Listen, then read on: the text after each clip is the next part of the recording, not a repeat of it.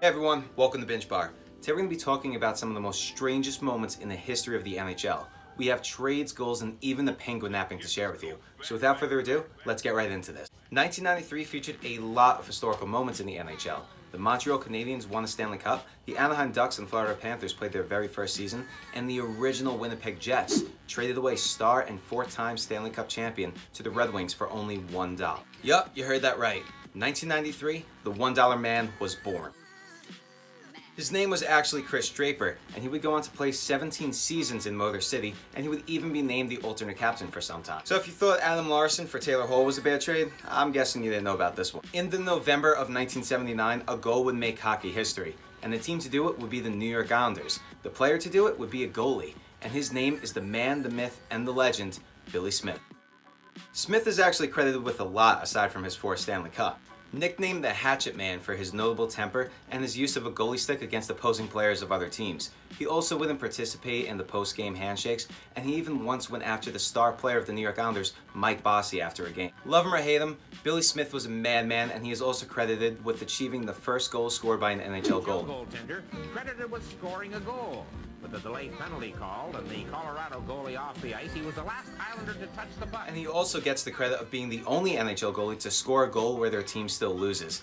Good job, New York. So as it turns out, the Stanley Cup is actually pretty far from being perfect. Over the years, it has seen many mistakes, including names of players being spelt wrong, names of teams being spelt wrong, the wrong years, and it even once featured the name of one of the players' dads on it. The New York Islanders was once featured as the New York Islanders due to the missing S, and Boston was once spelled B-Q-S-T-Q-N, so I'm not even going to try to pronounce that. There's even a former Maple Leaf goaltender on there listed twice, once as Turk Broda and once as Walter Broda, which was his real name. You gotta remember though, there is a lot of names listed on the Stanley Cup, and you've seen how some of these names are spelled. And it's all engraved by one person, so a mistake here or there is permitted. Now, one of the most unique hockey records goes to Mario Lemieux, as he scored 5 different goals in 5 different ways in one game.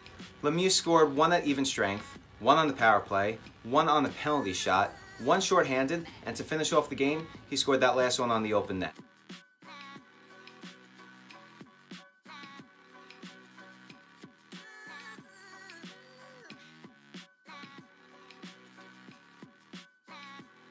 He's the only player in the NHL to ever do this, and this is a record I can never see being broken. In the MLB, it isn't uncommon for a game to be rained out. It's actually seen quite frequently. In the NHL, however, this has only happened once, and it was in San Jose. It was one of the worst storms that Southern California has ever seen, and it even caused one of the rivers right near the San Jose Sharks arena to flood. It was deemed too dangerous for the fans and even the players to get to this arena, so due to their safety, the game was called off for the first time in the history of the NHL. Now, not only is this the last one we're going to share with you, but it also may be the saddest on the list. And it is dedicated to the late Slapshot Pete. See, Pete was actually the mascot, and he was the original one at that too for the Pittsburgh Penguins. But what made Pete so special is that he was a real-life penguin and not another man in a costume.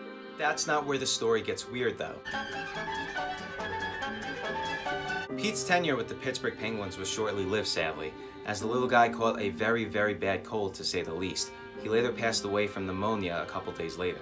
If you thought the Penguin getting pneumonia was the weird part, well, it gets way worse than that. Pittsburgh's general manager at the time decided that since Pete was so beloved by the fans, that they should have him stuffed and put him on display in the trophy case at the old Civic Center. That's weird and all, and even a little morbid, but there's still more to that story.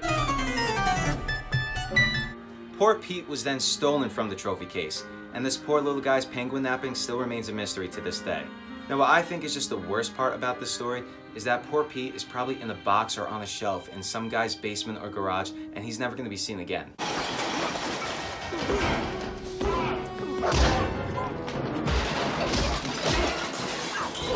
If you enjoyed this video, please like and subscribe for more content.